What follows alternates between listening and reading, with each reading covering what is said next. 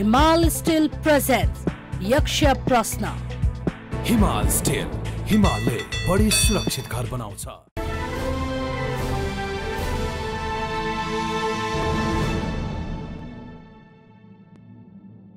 नमस्कार, यक्ष प्रश्नमा तपाईलाई हार्दिक स्वागत छ। म राजेन्द्र मानिया। यक्ष प्रश्नलाई प्रायोजन गरेको छ हिमाल स्टिलले। आज यक्ष प्रश्न सोध्छौं नेपाल बार एसोसिएसनका अध्यक्ष गोपाल कृष्ण घिमिरेलाई।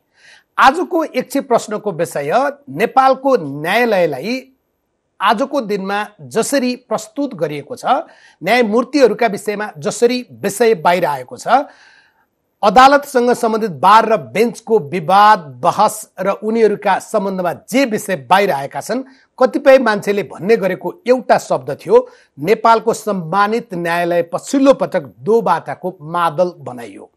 साँच्चै नै मानिसले आफ्नो जीवनको न्याय निरूपणको अन्तिम सत्य खोज्ने ठाउँ आज किन यति धेरै आलोचनाको विषय बनिरहेको छ? प्रधान न्यायाधीशमाथि लागेको महाअभियोग र महाअभियोगमाथि संसदको समितिले गरिरहेको सुनवाईका क्रममा जे विषय बाहिर उद्घाटित भएका छन्, त्यसले पनि न्यायमूर्तिहरूमाथिको सम्मानको प्रश्न गम्भीर भएर बाहिर आएको मात्रै छैन, न्यायालयले निर्णय चाहिँ दिन्छ, न्याय दिन्छ कि दिँदैन भन्ने प्रश्नको आकार यक्ष प्रश्न भएर बढेको छ। बार जसमा न्यायाधीशहरूलाई बेन्चलाई सहयोग गर्नका लागि तर्क दिने, कानुन शास्त्रका विषयमा आफ्ना तर्फबाट पैरवी गर्ने र झगडाका वादी र प्रतिवादीहरूका तर्फबाट तर्क प्रस्तुत गर्ने वकिलहरूमाथि, कालो कोट लगाउने वकिलहरूमाथि अहिले प्रश्न छ, उनीहरू साँच्चै वकालत बाहेक के सबै काम गर्छन्? न्यायाधीशहरू न्याय निरूपण गर्ने काम बाहेक अरू सबै काम गर्छन्? राजनीतिक दलका नेताहरूले राज्यको यो महत्त्वपूर्ण अङ्गलाई आफ्नो स्वार्थका लागि प्रयोग गरिरहेका छन् अनि आम जनता जसको यी सबै ठाउँमा पहुँच छैन, उनीहरूले न्याय खोज्न चाहिँ अब कहाँ जाने? यो प्रश्न जसरी मूल प्रश्नका रूपमा अगाडि आएको छ, आज हामी बार एसोसिएसनका अध्यक्षलाई यही विषयको सेरोफेरोमा यक्ष प्रश्न सोध्छौँ। सर, स्वागत छ। धन्यवाद राजु। सबभन्दा पहिले त नेपालको न्यायालयको एउटा महत्त्वपूर्ण अङ्ग, अधिवक्ताहरू, वरिष्ठ अधिवक्ताहरू, वकिल सामान्य भाषामा, र तिनीहरूको संस्थाको साझा तपाईँ अध्यक्ष। आज तपाईँसँग यक्ष प्रश्न गर्दै गर्दा नेपालको न्यायालय जुन ठाउँमा आएर अहिले टक्क अडिएको छ, मानिसहरू लाग्छ सबैतिरबाट त्यही ढुङ्गा हानिरहेछन्। एउटा खेल छ नि, एउटा उत्सव छ नि, तपाईँ कुहिएको गोलभेडाले हान्ने, त्यस्तै अवस्था जो सृजना भएको छ, तपाईँलाई रमाइलो लाग्छ?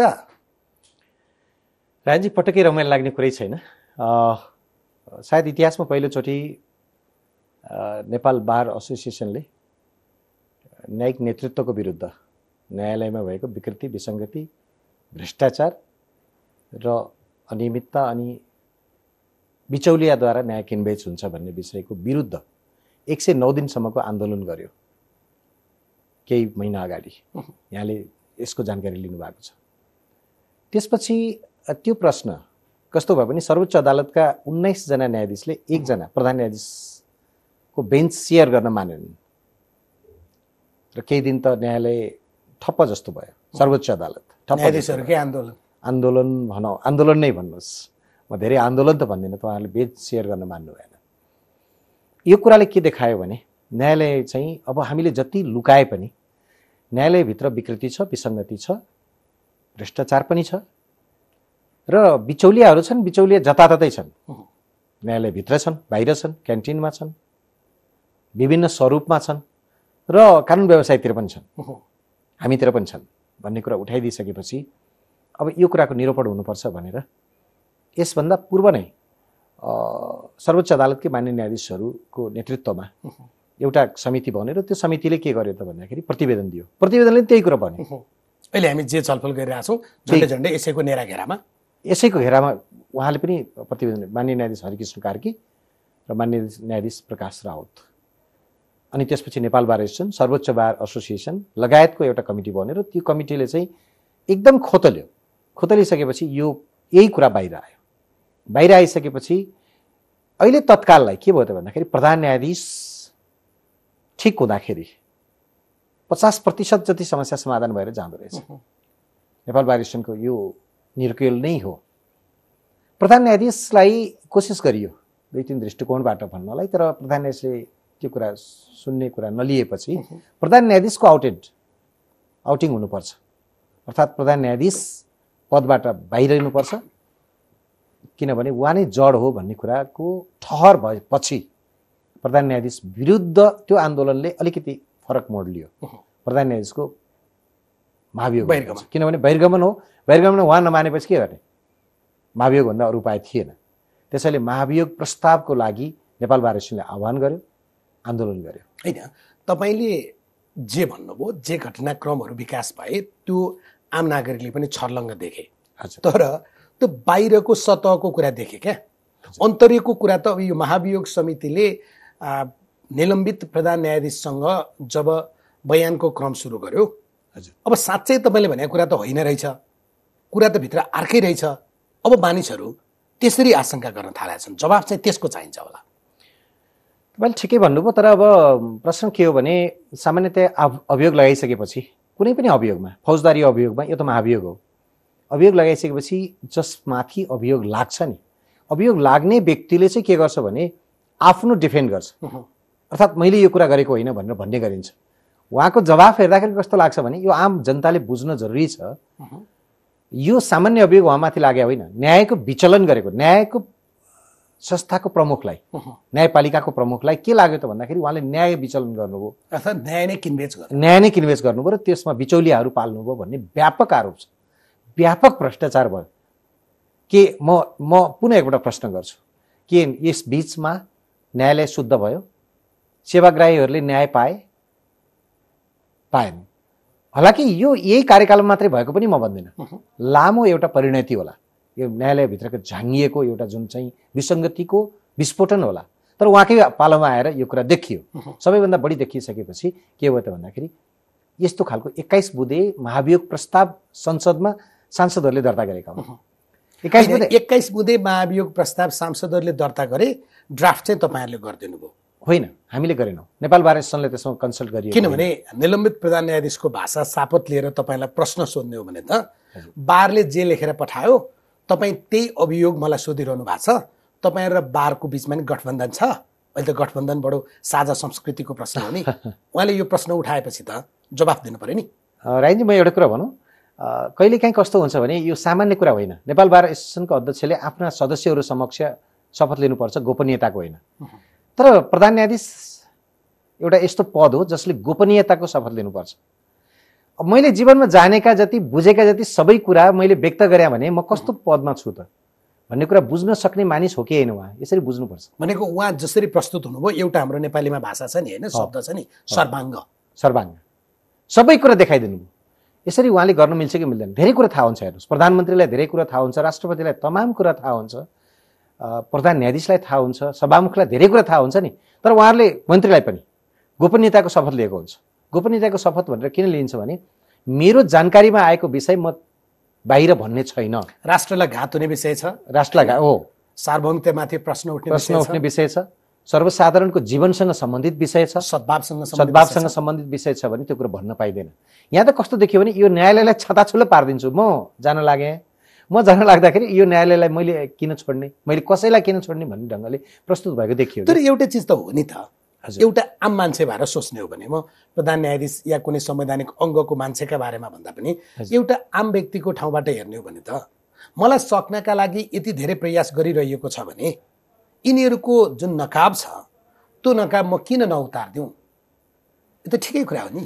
ठिकै छ, उहाँले भन्नुभयो, तर भनेको पनि त जसरी हामी नेपाल बार एसोसिएसनसँग पनि माग्यो नि, उहाँको महाभियोगको प्रस्ताव विषयमा कुनै प्रमाण या कागजातहरू छन् भने उपलब्ध गराइदिनुहोस् भनेपछि हामीले 34 बुँदा लेखेरै दियौँ। लेखेर दिएको कुरामा हामीले विभिन्न प्रमाणहरू राखेका छौँ। त्यस्तै संसदको महाभियोग समितिले जुन 43वटा बुँदा तयार गरेको छ, प्रश्नहरू तयार गरेको छ, त्यो प्रश्नहरू सोधिराखेको छ। 21 बुँदाको त महाभियोग प्रस्ताव नै छ भनेपछि यी सबै प्रमाणमा आधारित छ। उहाँले दिएको कुरामा के प्रमाण छ, उहाँले भनेको कुरामा के प्रमाण छ? आज सुन्नुहोस्, उहाँले त भनिसक्नुभयो नि। अब तपाईँलाई त के अप्ठ्यारो देखियो भने कुनै पनि बेला, सुतेको बेला या उठेको बेला, न्यायालय गएको बेला या बारको कार्यालयमा बसेको बेला तपाईँले हिजो कहाँ कहाँ भाग माग्नु भएको थियो, कहाँ कहाँ तलमाथि गर्नुभएको थियो, उहाँले अब तपाईँलाई खोलिदिनुहुन्छ। ठिक छ, त्यो पनि हेर्नुहोस्, त्यो पनि फरक पर्दैन भन्ने लाग्छ मलाई। कानुन व्यवसाय बार एसोसिएसनको अध्यक्षको काम चाहिँ न्यायाधीश या मुख्य न्यायाधीशको भाग मागेर बस्नु होइन, बिल्कुलै होइन, यो गर्नु हुँदैन। म कम्तीमा पनि आफूलाई, मेरो कार्यकाल सुरु भएको 3 महिना कम्प्लिट भएको छ, कम्तीमा पनि आफूलाई त्यो आरोप नलागोस् भन्ने पक्षमा छु। हुन त भन्दिँदा त जे पनि भन्दिँदा हुँदो रहेछ। चुलेन्द्र शमशेर राणाज्यूसँग मेरो पनि कुराकानी भयो होला यो भन्दा बारको अध्यक्ष हुनुभन्दा पहिला। बारको अध्यक्ष न्यायाधीश प्रधान न्यायाधीश भएर अहिले त्यो ठाउँमा हुनुहुन्छ, तपाईँ अधिवक्ता वरिष्ठ अधिवक्ता हुँदै यो ठाउँमा हुनुहुन्छ भनेपछि तपाईँहरूका बिचमा पनि लेनदेन त पर्याप्तै भयो होला। लेनदेन होइन, कहिले पनि लेनदेनका कुरा भएन, कहिले पनि। र के छ भन्दाखेरि प्रधान न्यायाधीशज्यूले सँग केही कुराकानी पनि भयो होला, तर प्रश्न के हो भने मैले भने नि लेनदेनका कुरा, यो तपाईँ यस्तो नगर्दैमा म यसो गरिदिन्छु भन्ने कुरा कहिले पनि नेभर। र प्रधान न्यायाधीश सामान्यतया मलाई कस्तो लाग्छ भने प्रधान न्यायाधीश या न्यायाधीश यस्तो एउटा संवेदनशील ठाउँ हो जुन ठाउँमा बसेको व्यक्तिले के गर्नु हुँदैन भने सामान्यतया आफ्नो परिवारका व्यक्ति बाहेक, परिवार नातेदारको व्यक्ति बाहेक प्रधानमन्त्रीसँग पनि कुरा गर्नु पर्यो भने औपचारिक रूपमा गर्नुपर्छ। मिडियालाई, पत्रकारलाई जानकारी दिएर गर्नुपर्छ, पत्रकार समक्ष गर्नुपर्छ र तुरुन्तै विज्ञप्ति जारी गर्नुपर्छ कि मैले प्रधानमन्त्रीज्यूसँग यो विषयमा हाम्रो छलफल भयो। प्रधानमन्त्रीज्यूलाई भेट्न जाने पनि होइन, त्यो त्यति मर्यादित पद हो, किनभने प्रधानमन्त्रीलाई त कहिलेकाहीँ दैनिक जस्तो आदेश गर्नुपर्छ। नत्र त्यो खालको यदि म तल हुँ भन्ने भयो भने त तल त हुँदै होइन। न्यायालय सबैभन्दा माथि हो, हामीले त सबैभन्दा शिरमा न्यायालय राखेको हो नि। भने उहाँले चाहिँ प्रधानमन्त्रीसँग त औपचारिक कुरा गर्नुपर्छ भने अरूसँग त कुरै गर्नु, बारसँग कुरा गर्नुपर्छ। तर तपाईँले भन्नुभयो नेपाल बार एसोसिएसनको म अध्यक्ष भएको त 3 महिना नै भयो। हजुर, आन्दोलन हाँक्दा या थाल्दाको बेलामा पनि तपाईँ अध्यक्ष हुनुहुन्न थियो। अझै भन्ने हो भने म आन्दोलनमा थिएँ, आन्दोलनको बार एसोसिएसन चाहिँ आजको दिनमा कम्ती पनि पार्टीले आफ्ना प्रतिनिधि तोकेर चुनाव उठाउने ठाउँ भइसक्यो। यो त सबलाई थाहा भएको ठाउँ हो। त्यति बेला एउटा समूहकाले जित्नुभयो, अहिले अर्को समूहकाले जित्नु भएको छ। तथापि गठबन्धनले तपाईँहरूलाई एउटै थालमा भात खाने ठाउँमा ल्याइदिएछ। तर तपाईँ अध्यक्ष त अविच्छिन्न उत्तराधिकारीवाला संस्था हो। तपाईँको तात्कालीन अध्यक्ष र महासचिव दुवैजनाले भाग माग्नु भएको रहेछ। चुप लागेर बस्न मिल्छ तपाईँ? होइन रायनजी, मलाई यही कुरा पनि मलाई त कस्तो लाग्यो भने प्रमाणको रूपमा हामीसँग कागजात माग्यो, उहाँहरूलाई साक्षात्कार गराइदियो हुन्थ्यो भन्ने लाग्छ मलाई त।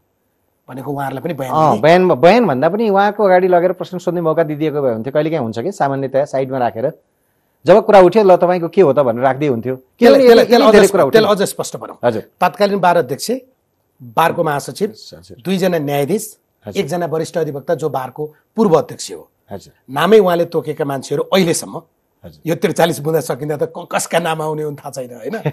यति नाम आएका छन्। उनीहरूलाई सुनवाईमा अनिवार्य रूपमा बोलाउनु पर्छ भन्ने कानुनी प्रावधान छैन। तर यी पोलिएका मान्छेहरूलाई पनि अगाडि राखेर आम्ने सामने फेस टु फेस गराइदिए हुन्छ।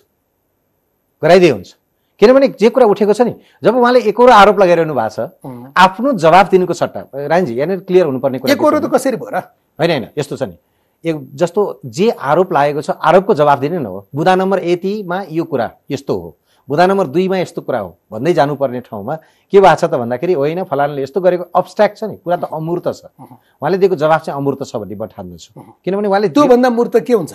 होइन, फलानु न्यायाधीशले यो गर्यो, यहाँनिर यसले चाहिँ कामै गरेन, यहाँनिर नैतिक विचलनको काम गर्यो, यो वरिष्ठ अधिवक्ता मसँग आयो र यति पैसामा मुद्दा छिनाउ भन्यो होइन, यसले यति फाइदा हुन्छ, फलानु न्यायाधीशलाई पारिदिनुहोस् भन्यो। योभन्दा मूर्त पनि अर्को विषय हुन्छ। अब एउटा कुरा म यहाँलाई भनौँ फेरि, हो अघि मैले प्रधानमन्त्रीसँग त औपचारिक कुरा गर्नुपर्छ भनेको थिएँ नि। इन्टिग्रिटी छ भने, जस्तो म जुन पदमा छु पहिला त मैले बुझ्नु पर्यो, म प्रधान न्यायाधीश हुँ भने मैले कोसँग वार्ता गर्नुहुन्छ, म यदि इन्टिग्रिटीमा छु भने, छैन भने त कुरा सिद्धियो। छु भने मैले के बुझ्नुपर्छ भने मैले कोसँग कुरा गर्नुहुन्छ, कोसँग कुरा गर्नु हुँदैन भन्ने कुरा बुझ्नुपर्छ मैले पहिला। त्यो बुझ्ने व्यक्ति मात्रै त्यो पदमा रहन्छ के। अघि तपाईँले भन्नुभयो नि वकिलहरू वैचारिक हुन सक्छन्, जस्तो तपाईँले भन्नुभयो कि आज पार्टीकै कुरा आएको छ, म कुनै पार्टीको चुनाव चिन्हमा भोट हाल्छु। तर हामीले हेर्नुहोस्, बारलाई तपाईँले हेर्नु भएको छ रायनजी, तपाईँ जस्तो वरिष्ठ पत्रकारले धेरै वर्षबाट हेर्नु भएको छ, बारले जे कुरा उठाएको छ नि त्यो कुराहरू चाहिँ इतिहासको मोडमा उठाएको छ।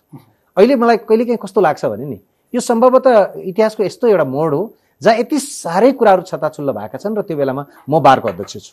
छताछुल्ल होइन, बारमाथि तपाईँले भन्नुभयो, हजुर, बारमा पत्रकार महासङ्घमा डाक्टरको संस्थामा समेत अब पार्टीद्वारा उम्मेदवारीका लागि सिफारिस गरिदिने प्रचलन चलिसक्यो, तर निर्वाचित भए पछाडि त्यो व्यावसायिक मर्यादा कायम गर्नुपर्छ भन्ने प्रश्नमा हामी आएर उभियौँ। अबको नैतिक सीमा त्यही होला निश्चय होइन। तर त्यो ठाउँमा उभिएर कुरा गर्दा चाहिँ तपाईँहरू त कस्तो हुनुभयो भन्ने आयो भने तपाईँको एउटा संस्थाको अध्यक्षले चाहिँ मुद्दा जिताइदिनु भन्नुभएको थियो, उहाँले जिताउन मान्नु भएन, अनि आन्दोलन सुरु गर्नुभयो होइन। अर्कोले भागै माग्नु भएको थियो, अर्कोले बोराका बोरा पैसा दिनुभएको थियो। तपाईँ छानबिन चाहिँ गराउनुहुन्न होइन। यस्तो हो रायनजी, हामी इन्भेस्टिगेसन गर्ने निकाय होइन, तर जुन निकायले हामीमाथि इन्भेस्टिगेसन यस्तै यो गलत हो, जे कुरा भनिएको छ नि यो गलत हो। भनिएको कि गरिएको कुरा गलत होइन, गरिएको भए झन् गलत हो, तर भनिएको जे छ अहिलेसम्म त भनिएको न हो, कुरा मात्रै आएको न छ। तपाईँहरू गर्नु हुँदो रहेछ भन्ने कुरा त होइन। तपाईँको संस्थाको पूर्व एकजना अर्का पदाधिकारी, हजुर, उहाँको न्यायमूर्तिसँगको टेलिफोन हजुर सार्वजनिक भएको छ होइन। त्यसको भोलिपल्ट सडकमा कालो कोट लाएर हिँड्ने मत तपाईँसँग रह्यो? निश्चय पनि रायनजी, एउटा कुहिएको आलुले समग्र बोरा बिगार्छ भन्छन्, तर बिग्रेको छैन। एउटा कुहिएको माछाले समग्र तलाउ बिगार्छ भन्छन्, बिग्रिसकेका छैन। हामीलाई के लाग्यो भने हेर्नुहोस्, त्यस कारबाही भइरहेछ नि त। अहिले तपाईँले यताका दिनहरूमा हेर्नुभयो, केही न्यायाधीशहरूमाथि कारबाही भयो र हामी बार एसोसिएसनमा आइसकेपछि 8 जना कानुन व्यवसायहरूको लाइसेन्स गयो। म तपाईँलाई यो 4 महिनाको अवधिको कुरा गरिरहेको छु।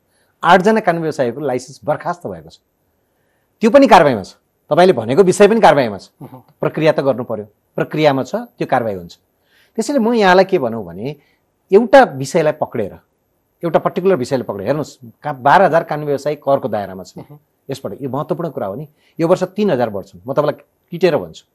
15,000 कानुन व्यवसायी करको दायरामा हुन्छन् यो वर्षभित्र। 70 करोडभन्दा बढी हामीले कर तिर्यौँ यो वर्ष। त्यो बढ्छ, मलाई लाग्छ 1 अर्ब पुग्छ यो वर्ष। त्यसैले मलाई कस्तो लाग्दछ भने यो जुन आरोप छ नि, आरोप मात्रै होइन, काम राम्रो पनि भएको छ, तर कस्तो भयो भने नराम्रो काम त छिटो बाहिर आउँछ नि। हो, यसको हामी विरोध गर्छौँ, हामी पनि विरोध गर्छौँ। र यहाँले जे भन्नुभएको छ, तर तपाईँसँग छानबिन गर्ने, हामी छानबिन गर्ने निकाय होइन, सही छ। हामी कारबाही गर्ने निकाय पनि होइन, सही छ। कारबाही भनेको तपाईँले सदस्यता हटाउने हो, निलम्बन गर्ने हो, त्योभन्दा बढी त तपाईँसँग हुँदैन पनि होइन। तर तपाईँ कारबाही गर्ने निकायलाई भन्नुहोस् न, मेरा यति पदाधिकारीहरूमाथि प्रश्न उठाइयो, त्यो पनि सार्वजनिक ठाउँमा सञ्चार माध्यम राखेर।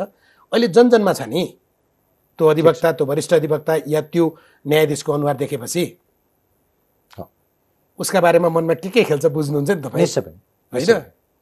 तपाईँलाई बिचौलिया भनिरहनु भएको थियो, कसीमा घोटिनुपर्छ। मलाई चाहिँ मेरो दिमागमा मेरो अगाडि बसेको गोपाल कृष्णजी पनि बिचौलिया नै हो कि जस्तो भइरहेको थियो क्या। निश्चय पनि यहाँलाई लाग्नु स्वाभाविक हो, तर के छ भने हामीले टाउको झुकाउनु पर्ने गरी केही काम गरेका छैनौँ। त्यस्तो गर्नु पनि कहिले पनि हेर्नुहोस्, एउटा शोक छ हाम्रो त यत्रो ग्लोरियस पास्ट छ, यहाँले हेर्नु भएको छ। हामीसँग कस्ता मूर्धन्य व्यक्तित्वहरू हुनुहुन्छ जसले कानुन व्यवसायलाई 2013 सालबाट यहाँसम्म ल्याउँदाखेरि नेपाल बार एसोसिएसनको छवि उजेलिएको थियो। कृष्णप्रसाद भण्डारी जस्ता मान्छे होइन, देवनाथ प्रसाद बर्माल जसले सुरुवात गर्नुभयो होइन, यसमा दमननाथ ढुङ्गानाहरू जस्ता व्यक्तित्वहरू हुनुहुन्थ्यो, राधेश्याम अधिकारी जस्ता व्यक्तित्वहरू हुनुहुन्थ्यो। उहाँहरूले यो हाम्रो चाहिँ यो छवि उजेलिएको जुन थियो नि, त्यो छवि कता तपाईँले भने जस्तो गएको छैन। जसमा कुरा उठाइयो नि, अब यहाँ त कस्तो भयो भने एकजना व्यक्तिलाई महाभियोग लागेको व्यक्तिले त्यहाँ गएर भनिरहनु भएको छ, आफूलाई जे लाग्दछ त्यो कुरा भनिरहनु भएको छ।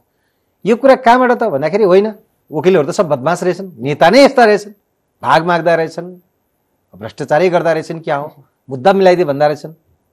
एकदम रिनाउन्ड वकिलहरूमाथि कुरा उठिरहेको छ नि अहिले, नाम म आफै लिन्न, यहाँले पनि भनिसक्नुभयो, सबैलाई थाहा छ, पत्र पत्रिकामा आएको छ। डेली अब यो फेसबुक मेसेन्जर हेर्ने बित्तिकै तपाईँको त खर्र त आइराखेको छ, मैले भनिराख्नै परेन भने तिनै महिषासुर मैले अघि त्यसै भनेको होइन नि, बोलाउनुहोस् न, बोलाएर साक्षात्कार गराइदिउँ न, अनि त्यसपछि कुरा होला नि। त्यसो भए तपाईँ 1, 2, 3, 4 मा एकचोटि भन्न सक्नुहुन्छ? हजुर। नेपाल बार एसोसिएसनमा सदस्य रहेका अधिवक्ता, वरिष्ठ अधिवक्ताहरू हजुर बिचौलियाको काम गर्दैन भन्न सक्नुहुन्छ? रिपोर्टले भनिसक्यो गर्छन् होइन, भने तपाईँका सदस्यहरू बिचौलिया हुन् कतिपय हो, बार एसोसिएसनमा आबद्ध छन्, तर पत्ता लगाउनु पर्यो, छानबिन गर्नु पर्यो। हामी पनि भनिरहेको छौँ, छानबिन त तपाईँले गराउनु पर्यो। तपाईँको ठिक छ। सदस्यहरूका बारेमा होइन, यस्तो छ। प्रश्न उठेपछि कुहिएको आलु तपाईँ खल्तीमा हालेर हिँड्ने अनि आफ्नो खल्ती नछाम्ने? ठिक छ, छाम्ने हामीले हाम्रो क्षमता अनुसार छाम्ने, किनभने हामी इन्भेस्टिगेसन निकाय होइन। जस्तो बिचौलिया छन् भने ठाउँबाट हामी त अझ के गराइरहेछौँ भने हामीलाई उजुरी आउनु पर्यो, फलानु व्यक्तिले यस्तो यस्तो गर्यो भनेर उजुरीहरू आयो भने हामी जस्ताको तस्तै काउन्सिलमा पठाउने गरिरहेको छौँ। अहिले नेपाल बार एसोसिएसनले उजुरीहरू लिइराखेको छ, बार एसोसिएसनका बार काउन्सिलमा पठाउने हो कि हामी पठाइदिन्छौँ। र त्यो कुरा चाहिँ यदि न्यायसँग सम्बन्धित छ भने न्याय परिषदमा पठाइदिन्छौँ, र अन्य कुनै ठाउँसँग सम्बन्धित छ भने त्यो सरकारी निकायमा पठाइदिने पनि गरेका छौँ। अर्को, हजुर, तपाईँका सदस्यहरू मुद्दा जिताइदिनु पर्यो भनेर न्यायाधीश, मुख्य न्यायाधीश, सर्वोच्चका प्रधान न्यायाधीशसम्म घरमा देउसी खेल्न जानुहुन्छ कि जानुहुन्न? मलाई गएका छैनन् भन्ने लाग्छ। गएको हो भने गलत जान्छन् त्यो पनि होइन? होइन, गएका छैनन् भन्ने लाग्छ, किनभने हामीले थाहा तर नपाएको जान्छन् भन्ने आइसक्यो नि। होइन, आएको भए यदि कोही गएको भए गलत हो।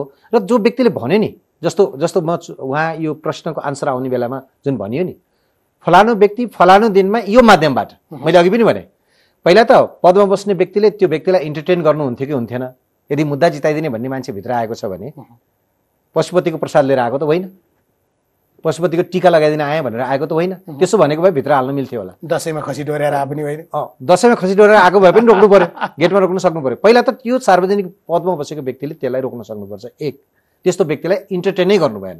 इन्टरटेन गरेको छ भने त उसले जवाफ दिनु पर्यो नि त, फलानु व्यक्ति फलानु दिनमा खसी डोर्याएर आएको थियो, यति बजे पशुपतिको चन्दन लिएर आएको होइन। यो सिसिटिभी फुटेजबाट यो कुरा प्रमाणित हुन्छ। मैले यसलाई यसैले गलत त्याएर पठाइदिएँ, अब त्यो कारबाहीको दायरामा आउँछ। ओके। तेस्रो चाहिँ तपाईँका सदस्यहरू हजुर बोरामा पैसा लिएर मुद्दा जित्ने हार्नेको सौदाबाजी गर्छन् गर्दैनन्? मलाई लाग्दैन। तपाईँको पूर्व अध्यक्षले भन्नुभयो होइन यो?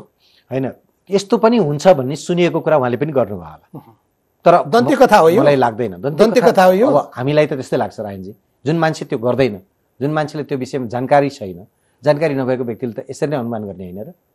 मलाई लाग्दैन। त उहाँलाई राखेर हामी किन सोध्न सक्दैनौँ तपाईँले यो विषय कसरी उठाउनु भयो? यसका कारण हाम्रो संस्था, हाम्रो न्यायालय, हाम्रो बार माथि आज मानिसहरू प्रश्न गरिरहेका छन्, यसलाई स्पष्ट गरौँ। होइन, तपाईँले सुनेका थिएँ भन्ने अर्थमा भन्नुभयो भने त्यही कुरा स्पष्ट गरिदिनुहोस्। हामी भनिराखेका छौँ र यो कुरा सायद प्रश्न पनि भइसकेको छ। वास्तवमा यस्तो कुरा सुनिन्छ भनेरै भनिएको। जस्तो आज पनि जुन भन्यो नि बिचौलिया छन् भन्ने कुरा रिपोर्टले भन्यो। यो रिपोर्ट कहाँ कहाँ छ, कसरी गएको छ भन्ने कुरा पनि सायद अब यसमा अलिकति छानबिन गर्नुपर्छ कि। त्यसैले हामीले के भन्ने गरेका छौँ भने नि राजजी, यति धेरै समस्या छन् भने, जस्तो राज्यको राजनीतिक शासन परिवर्तन भयो, सत्ता परिवर्तन भयो, व्यवस्था पनि परिवर्तन भयो। हामी हिजो एउटा अर्कै खालको बहुदलीय व्यवस्था थियौँ, आज संहितामा छौँ होइन? हामीसँग गणतन्त्रमा छौँ, लोकतान्त्रिक गणतन्त्रमा छौँ, र त्यो लोकतान्त्रिक गणतन्त्र संहिता सहितको छ। यो राजनीतिक परिवर्तन हो। राजनीतिक परिवर्तनले देशलाई एउटा नयाँ राजनीतिक मुखौटो प्रदान गरेका छ। हालाकि यस विषयको छुट्टै चर्चा होला, यसका राम्रा नराम्रा पक्ष तान्नछौँ। तर न्यायालयको छ नि, न्यायालयको जुन स्वरूप अहिले देखियो नि, वास्तवमा उचित व्यक्तिहरू पदमा नपुग्दाखेरि, उचित भनेको क्षमतावान व्यक्तिहरू र उचित व्यक्तिहरू, रिजनेबल भन्छ नि, रिजनेबल व्यक्तिहरू पदमा नपुग्दाखेरि यस्ता खालका समस्याहरू आउँदो रहेछ भने अब के गर्ने त? राजनीतिको व्यवस्था पनि परिवर्तन भयो, अवस्था परिवर्तन भएन। न्यायालयको चाहिँ व्यवस्था पनि परिवर्तन भएन, अवस्था पनि परिवर्तन भयो। यो आरोप छ भने हामी यसो गरौँ न। म तपाईँ मार्फत के पनि अनुरोध गर्न चाहन्छु भने, त्यसो भए एउटा राज्य स्तरबाट, किन मान्छे त हामीले अन्तबाट ल्याउने त होइन, न्यायाधीश विदेशबाट ल्याएर यहाँ बनाउने पनि होइन, वकिल विदेशबाट आउने होला, पर्टिकुलर विषयमा होलान्, तर सामान्य समग्र त यहीँको सेवाग्राही पनि हाम्रो नेपाली जनता हुन् भने यो तीनवटै विषय जब सब्जेक्ट यहीँ छ भने हामीले एकपल्ट आमूल न्यायिक सुधारको कुरा गरौँ न। एउटा आयोग बनाऊ, त्यो भने के उच्च स्तरीय एउटा न्यायिक सुधार आयोग बनाऊ, र त्यो न्यायिक सुधार आयोग मार्फत यी अहिलेको प्रतिवेदनलाई पनि त्यसले अन गरोस्, आवश्यक पर्छ भने अर्को प्रतिवेदन पनि बनाओस्, नहतारिकन 5-6 महिना 7 महिना लगाएर एउटा अध्ययन गरौँ। सर, कतिवटा आयोग बनाउने? अहिलेसम्म हामीले न्यायालयमा भएको विकृतिका विषयमा पछिल्लो माननीय हरिकृष्ण कार्कीसम्मको आयोग बनाउँदा कतिवटा बनायौँ? न्यायाधीशको राजविराज सम्मेलनदेखि लिएर आजसम्म कतिवटा प्रतिवेदन लेख्यौँ? बारले कतिचोटि भन्यो? सुध्रियो?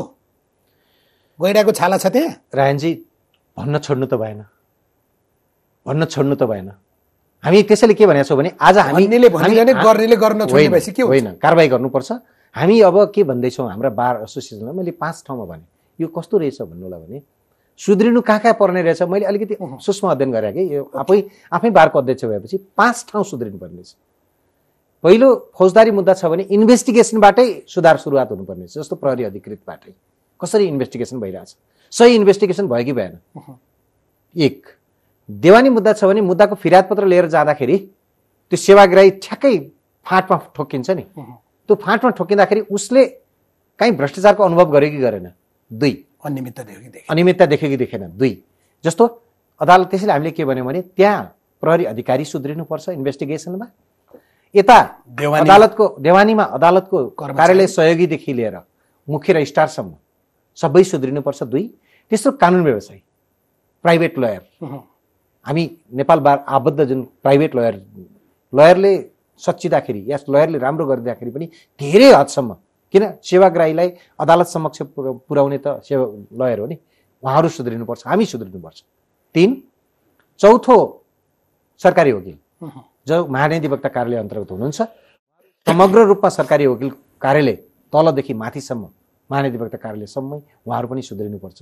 4, र न्यायाधीश, जिल्ला र विभिन्न यी अरू न्यायालयमा काम गर्ने न्यायाधिकरणहरू र जिल्ला अदालतदेखि सर्वोच्च अदालतसम्मका प्रधान न्यायाधीशसम्म सबै सुध्रिनुपर्छ। 5, यो 5 ठाउँ जबसम्म सुध्रिँदैन नि न्यायालय सुध्रिँदैन।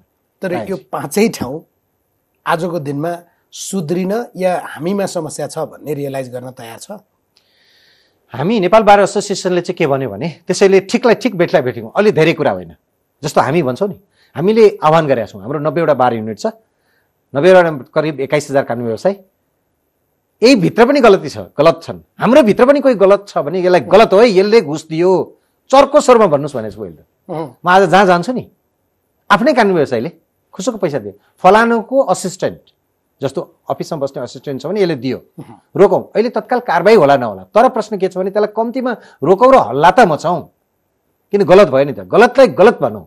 न्यायाधीशले घुस माग्यो ठुलो स्वरमा भनिदिउँ, वकिलले घुस खुवायो ठुलो स्वरमा भनिदिउँ, सेवाग्राही कसैले कुनै बिचौलिया अदालत प्रवेश गर्यो, यो बिचौलिया हो भनेर गेटमै भनिदिउँ, गेटको ठुलो पहिला छलफल सुरु गरौँ भन्ने हामीले आज भनेका छौँ। यति कम्तीमा सुरुवात गरौँ र एउटा निष्ठापूर्वक अदालत प्रवेश गर्ने वातावरण तयार गरौँ। ठिक छ, तपाईँले यो सुधारको कुरा गर्दै गर्दा त्यो सबै पक्ष तयार भयो, साँच्चै सुध्रियो भने त गजब हुन्थ्यो होइन? त्यो त स्वेर कर्प होला, त्यो सुध्रिने हालत त कम्तीमा पनि त्यो रिलेटिभ कुरा होला र सुध्रिने प्रक्रिया चाहिँ निरन्तरगामी होला।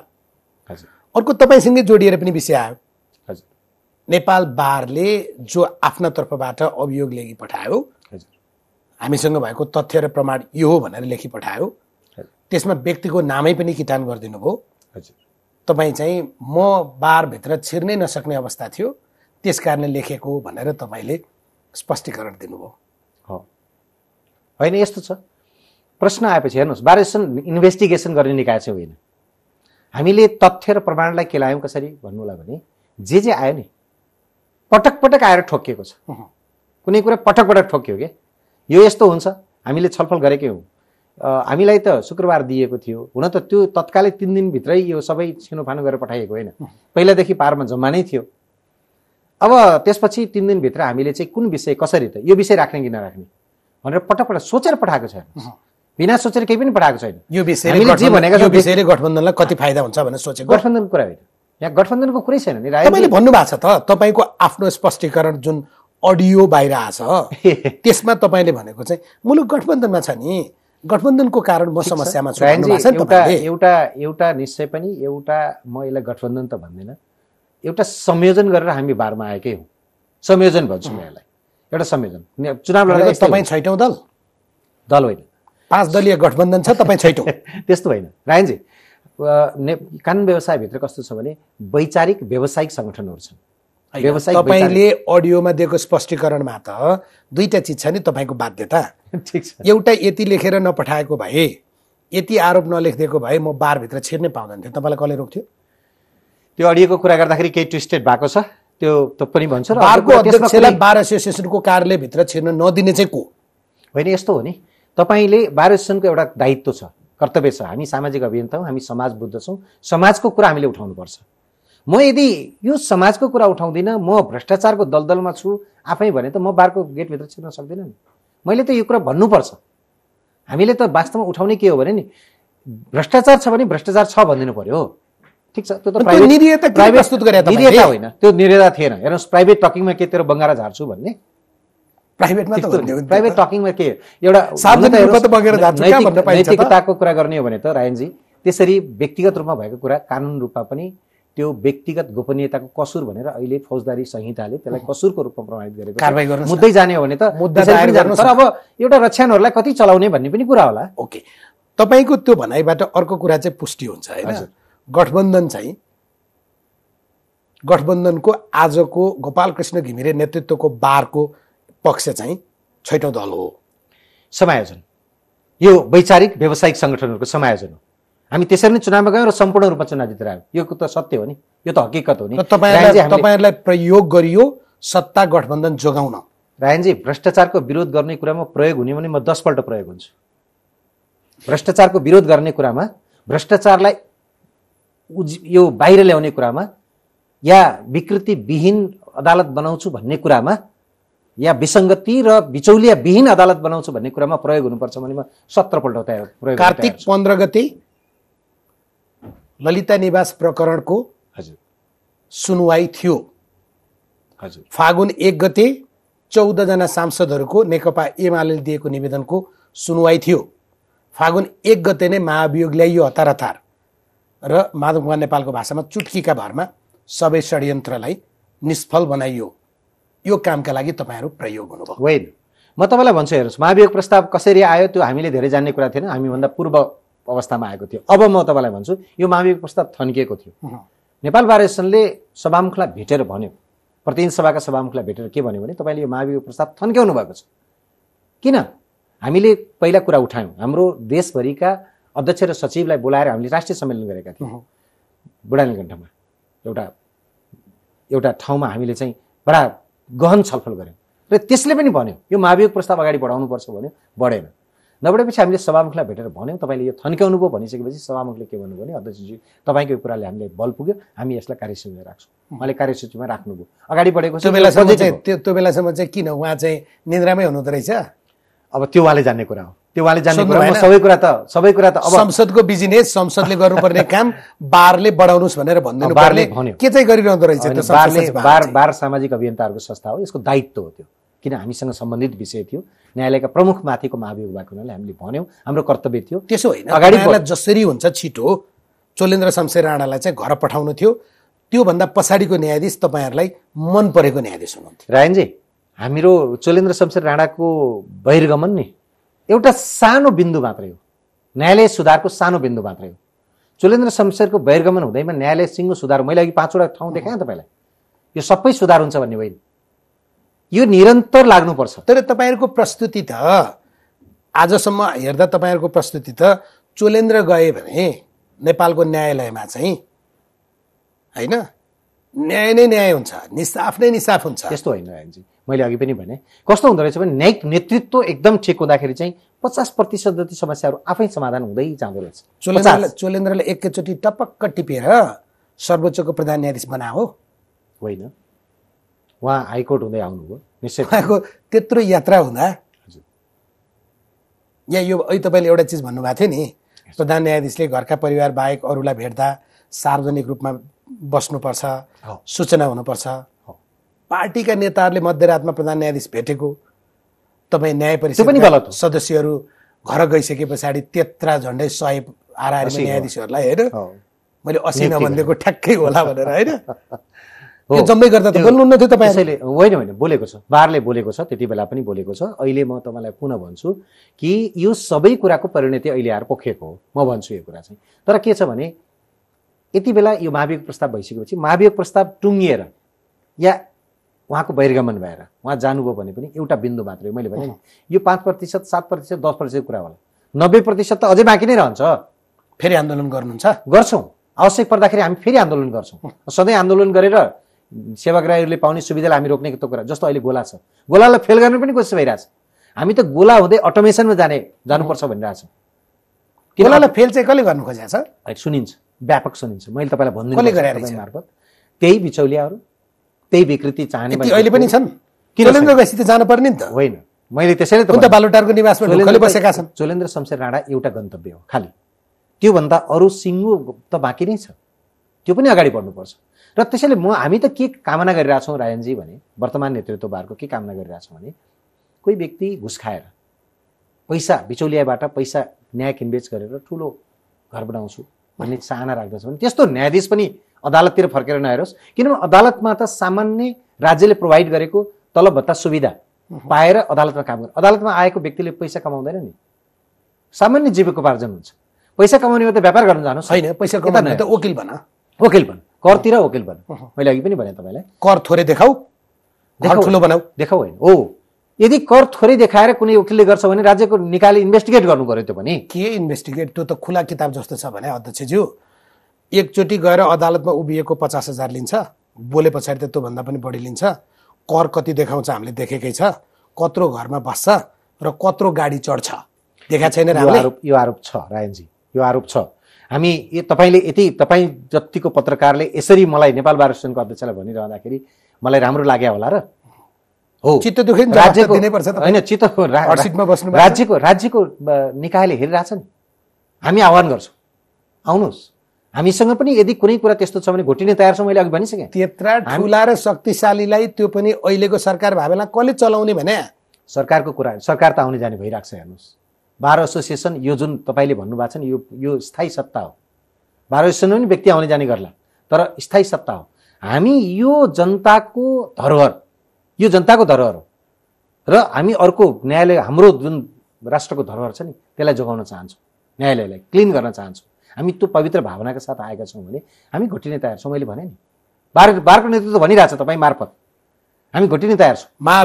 महाभियोग सत्तासँग लेनदेन भएको विषय हो कि होइन? अब रायनजी, मैले थाहा नपाएको कुरो मैले नै जानकारी पाएको छु भनेर भन्नु हुँदैन। मलाई थाहा छैन, तर त्यस्तै देखिन्छ होइन? मलाई थाहा छैन, थाहा नभएको कसरी भन्नु। मसँग सल्लाह गरिएको होइन, हामीसँग नेपाल बार एसोसिएसनसँग सल्लाह गरिएको होइन, संस्थागत रूपमा नेपाल बार एसोसिएसनसँग सल्लाह गरेको होइन, व्यक्तिगत रूपमा मसँग पनि यस विषयमा कुनै जानकारी नभएको हुनाले मैले यो विषय जानकारी छ भनेर भन्नु हुँदैन, थाहा छैन मलाई।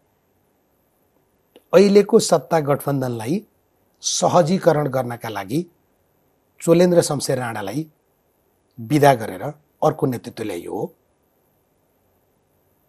अझ सजिलो बनाएर भनौँ तपाईँलाई, संसद विघटनको 2वटा प्रकरणमा उहाँ तत्कालीन प्रधानमन्त्रीले गरेको कदम या निर्णयको पक्षमा हुनुहुन्थ्यो, त्यो कारण आज उहाँमाथि महाभियोग लाग्यो। यो प्रश्न तपाईँले कुनै राजनीतिक नेतालाई सोध्नुपर्ने भयो रायनजी। तपाईँ नि अलिअलि त नेतै हो नि। होइन, ठिक छ।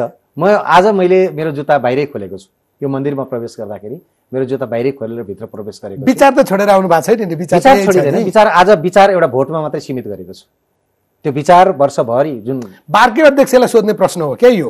होइन, मैले पनि कांग्रेस नेतालाई होइन, मैले बारकै अध्यक्षलाई सोध्ने। मैले पनि तपाईँ जस्तै सुनेको छु भने अब यसको ठ्याक्कै जवाफ त एकजना परिस्थितिले चाहिँ त्यस्तै बनाउँछ होइन? त्यस्तो होइन। हेर्नुहोस्, यसको मतलब त हामी के आम सञ्चार माध्यम, आम सञ्चारकर्मी लागेर के चोलेन्द्र शमशेर राणाको पालामा न्यायालय एकदम राम्रो भएको थियो, भ्रष्टाचार विहीन भएको थियो। अब पो यिनीहरूले षड्यन्त्र गरेर यसलाई उहाँलाई खत्म गरेर हामी अन्त्यतिर जान खोज्दैछौँ भन्न खोजिएको हो। त्यो भने त मेरो भन्नु केही छैन। होइन, चोलेन्द्र शमशेर राणाका पालामा पनि विकृति थिए, धेरै भए, त्योभन्दा अगाडि पनि विकृति थिए, अहिले पनि विकृति छ। यो विकृति हट्नुपर्छ भनेको हामीले। निश्चय पनि। अब चोलेन्द्र शमशेर राणा जसरी उहाँको विरुद्ध महाभियोग लाग्यो नि, अब आइन्दा कुनै प्रधान न्यायाधीशले न्यायमा विचलन गर्छ भने हरेक प्रधान न्यायाधीशको विरुद्ध महाभियोग प्रस्ताव आउँछ।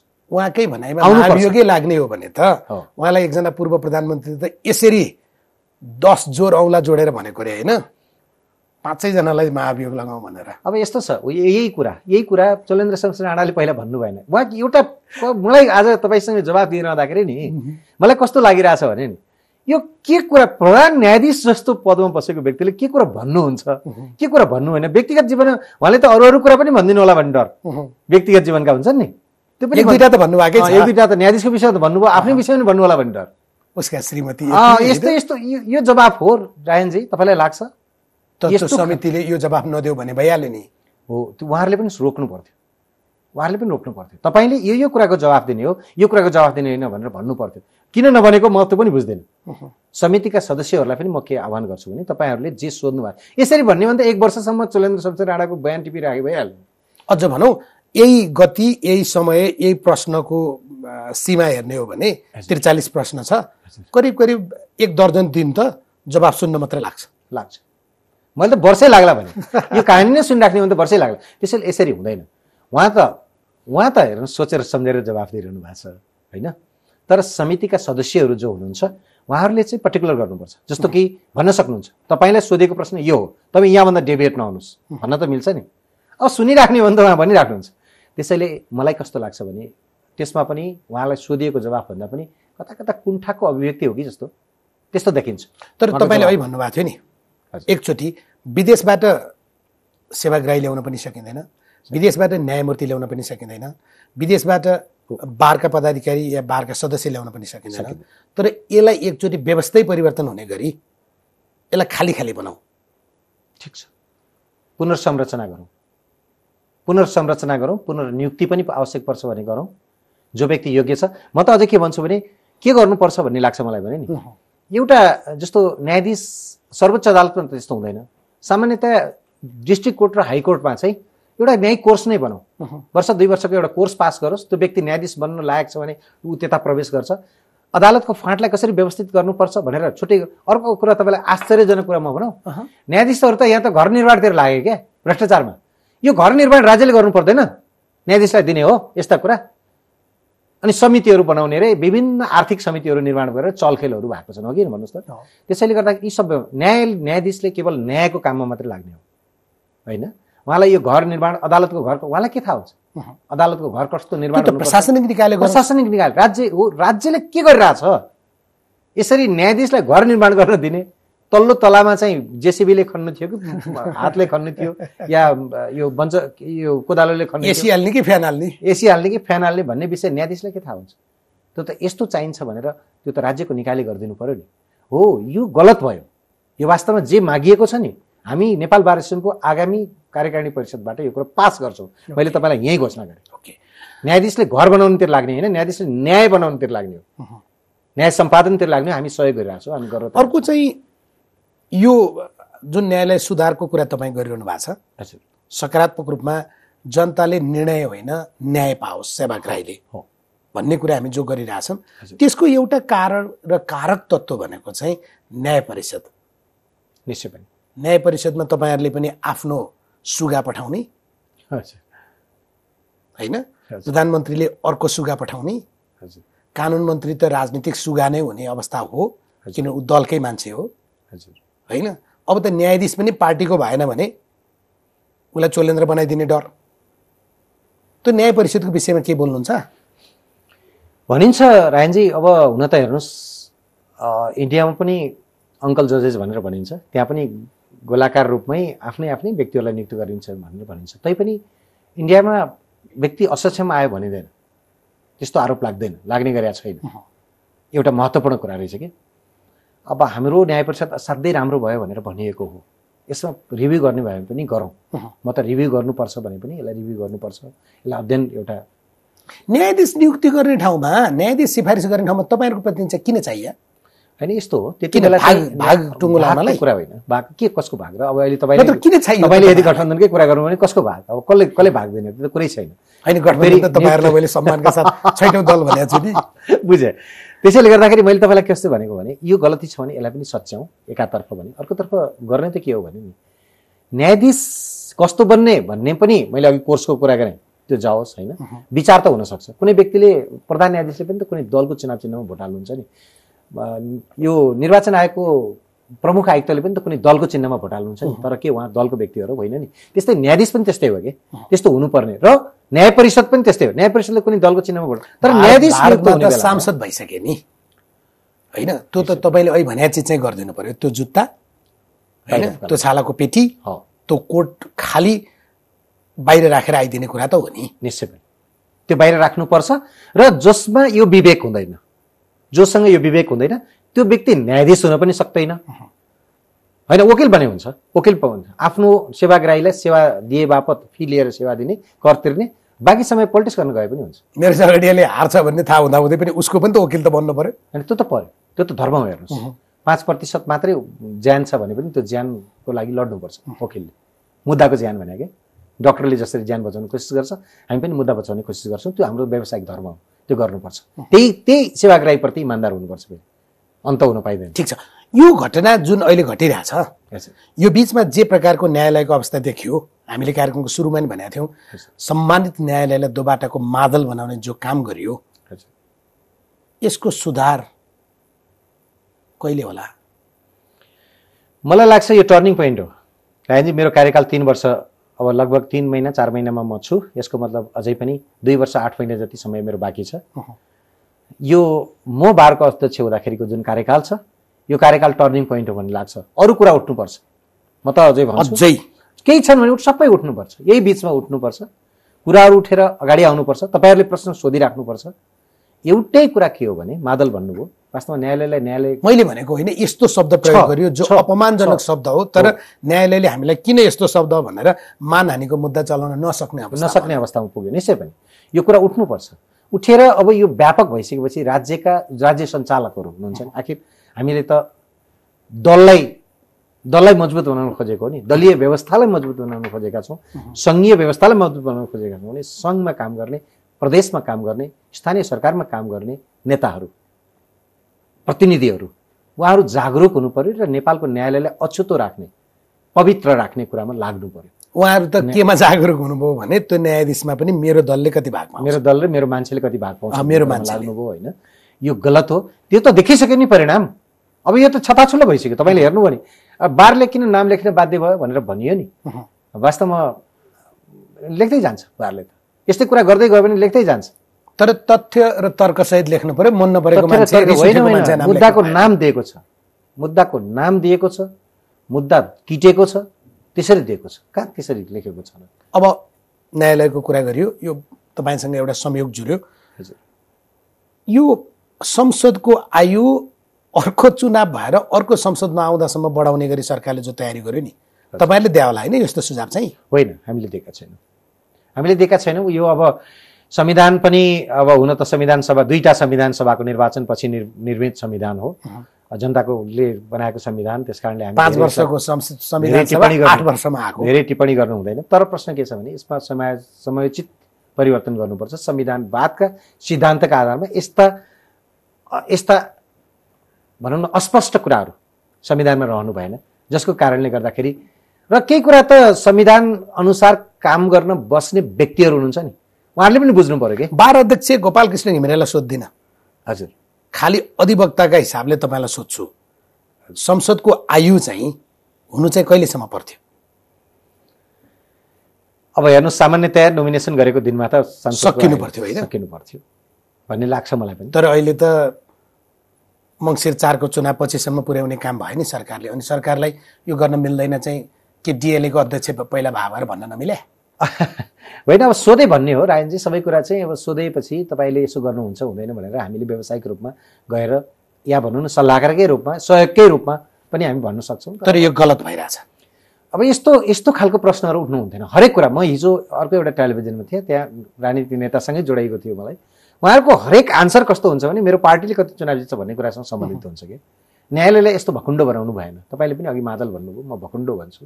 न्यायालयलाई भकुण्डो जस्तो बनाइएको छ।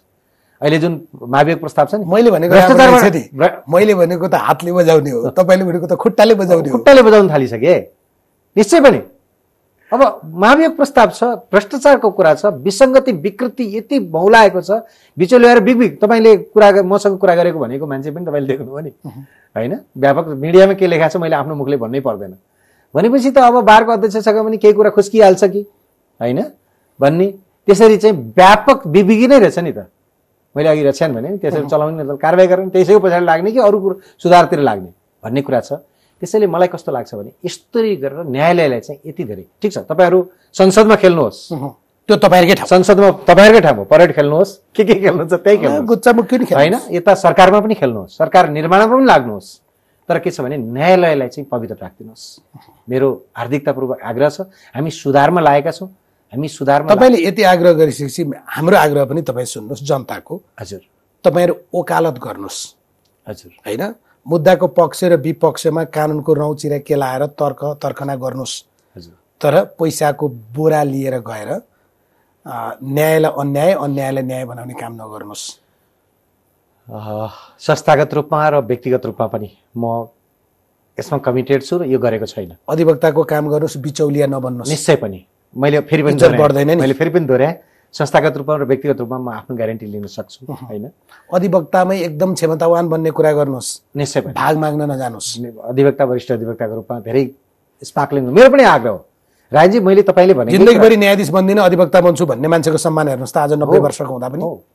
निश्चय पनि किन तपाईँको ठाउँ भनेको त वरिष्ठ हो, अधिवक्ताले वरिष्ठ अधिवक्ता चाहिँ बन्छु भन्ने हो। किन जस्तो म हिजो अधिवक्ता थिएँ, तपाईँले मलाई डिएलएको अध्यक्ष भएर इन्टरभ्यू लिँदै गर्दाखेरि म अधिवक्ता थिएँ, आज म वरिष्ठ अधिवक्ता छु बारको अध्यक्ष हुँदाखेरि भने यो मेरो सम्मान हो नि, न्यायालयले मलाई दिएको सम्मान हो। तपाईँको प्रमोसन हुने त्यही हो, त्यति हो। अब मैले यहाँभन्दा अरू चाहनु हुँदैन र यसैलाई मैले आफ्नो पेसाप्रति इमान्दार रहने, जनताप्रति पनि इमान्दार रहनुपर्छ।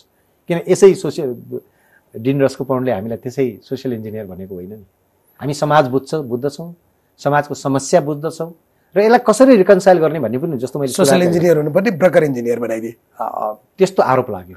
यो गलत हो, यो गलत हो। यस्तो छैन रायजी, धेरै मानिसहरू राम्रा छन्, न्यायाधीशहरू धेरै राम्रा छन्, न्यायालयले राम्रो काम गरेको छ, धेरै वकिलहरू तर अनुभूत हुनुपर्छ त्यो। तर सुन्नु, तर केही मानिसहरूका कारणले गर्दाखेरि जुन तपाईँले भनेको जस्तो लान्छना हामीले बिहोर्नु परेको छ, डेली हाम्रो मन रोएको छ यसले। त्यसैले राम्रोसँग धोएको अत्तर छर्किएको सुट लाउनु भएको छ क्या, तर खल्तीमा कुहिएको आलु पर्यो, त्यसलाई फाल्नुपर्छ। हस्, तपाईँलाई धन्यवाद। धेरै धन्यवाद रायजी, मलाई यति धेरै कुराहरू राख्न दिनुभयो। गोपाल कृष्ण घिमिरे आज हामीसँग 100 प्रश्नमा हुनुहुन्थ्यो। नेपाल बार एसोसिएसनका अध्यक्ष, उहाँसँग बारसँग जोडिएर, सर्वोच्च न्यायालयसँग जोडिएर, निलम्बित प्रधान न्यायाधीशले सुनवाईका क्रममा भनेका विषयसँग जोडिएर र समग्र न्यायालयले न्याय निरूपण गर्नुपर्ने प्रश्नका विषयमा जोडिएर 100 प्रश्न सोध्यौं। कार्यक्रम आजका लागि यही सकिन्छ। नमस्कार।